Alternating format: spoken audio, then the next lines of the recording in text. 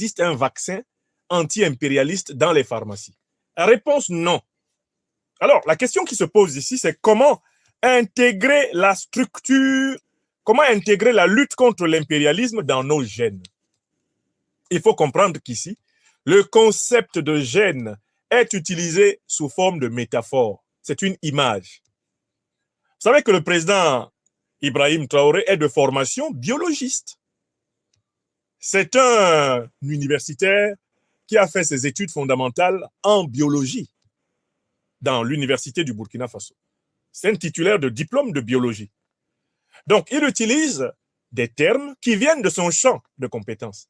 Et il procède à une extension du sens de ces termes-là pour expliquer à son peuple ce qu'il veut dire.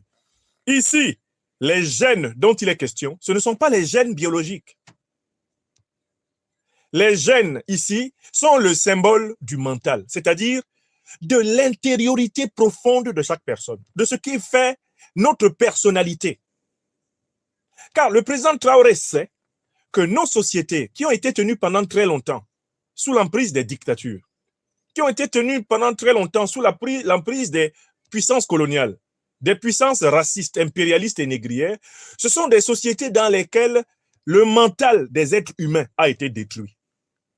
En Afrique en particulier, plusieurs millions, dizaines de millions, centaines de millions d'Africains, depuis pratiquement 600 ans au moins, ont vécu en étant presque convaincus qu'ils sont des sous-hommes.